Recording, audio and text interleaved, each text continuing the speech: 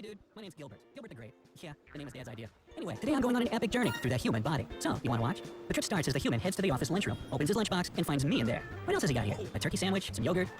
I see he's taking a bite of his sandwich. Oh, now it's my turn. He's popped me into his mouth. Oh, it's go time. Gotta be honest, it's pretty wet and warm in here. The mouth is the gateway to the digestive system. That system is designed specifically to transform food into useful nutrients that keep you energized and help your cells grow and repair. So, once you grab the first bite of whatever you're eating, you turn on the digestion machine. As you chew, food is broken up into pieces to make the process easier. Saliva comes in handy as it mixes with food and breaks it down even more. That way, your stomach doesn't have to digest whole chunks of food. By the way, here's a fun fact. The amount of saliva you produce in a year could fill 2 medium-sized bathtubs. Almost a pool full of drool. Wow, it's really raining spit in here. Ew. Whoa, I better watch out for these teeth. Wouldn't want to end up like Turkey Boy over there. It's hard since this guy's using his tongue to roll food around in his mouth and toward his teeth. I really don't feel like becoming jam today, so I'm gonna just bypass all this chewing. Down the chute we go. Whee! We're now heading into the throat. They also call it the pharynx. Uh-oh, fork in the road. Which way do I go? Eeny, meeny, miny, mo. Looks like this way we must go. Hang on. Oh, I think I took a wrong turn. Why is everything shaking? Oh, poor human is coughing like crazy. Somebody give him a nice slap on the back. Ah, there we go. Coming back up. Ooh, sorry, dude. Whew, that was close. Almost ended up in his lungs. That wouldn't be very good. All right, I'm back on the road, so let's give it another try. I've correctly turned into the swallowing tube that goes by the sophisticated name of esophagus. I like to call it the food chute, but it's a lot less spacey than I imagined. I'm kind of getting squished in here. Uh-oh, how do I keep going down? Oh, I see. The muscles in the walls of this guy's esophagus are squeezing behind me and relaxing in front of me. This is a process called peristalsis, and it's what moves me through your digestive system. A couple of seconds later, and we've now reached the end of the tunnel. There's a muscle here that opens up to let food into the stomach and keeps it from coming back out into the esophagus. It's kind of like the TSA in a way. Hey, I'm just a tourist here, sir. Please let me in. Yay, I've passed through the valve and into the stomach. It reminds me of a sack, and let me try those walls. Whoa, that's a strong one. It's all muscle. I'm not surprised, actually. The stomach holds, mixes, and grinds the food up into a mush, so it has to be pretty strong. Quite honestly, this doesn't look too... Oh my, what's that?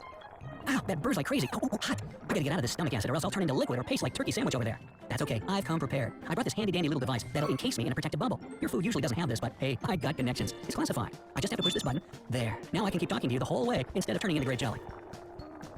Next up, the small intestine.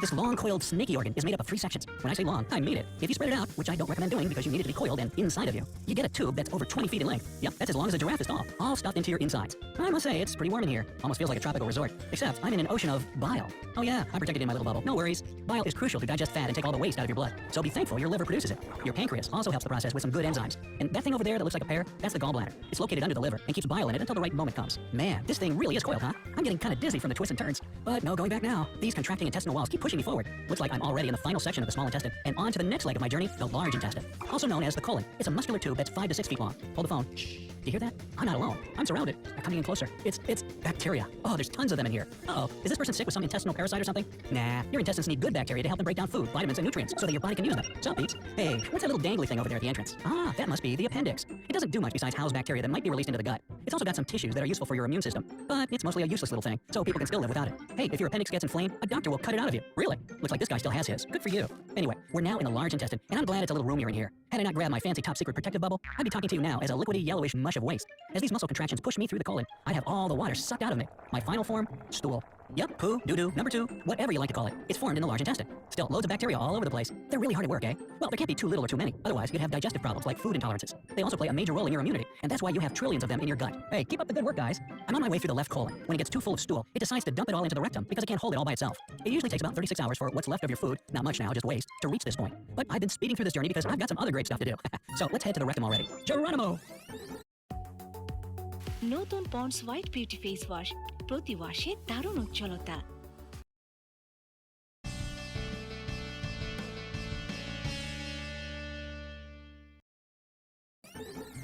The rectum is a straight chamber that's about 8 inches long. It has special sensors like this one or that one there that let you know when there's something you should get rid of. They send a signal to the brain when stool or gas want to make their exit. That's about the time when a thought pops up in your brain. Oh, gotta go to the bathroom.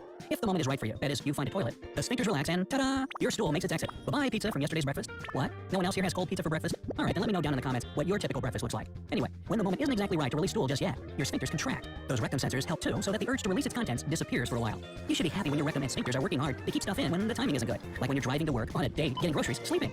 But when you just can't resist the urge anymore, the external sphincter gives you a couple more minutes or however long you need until you make it to the bathroom.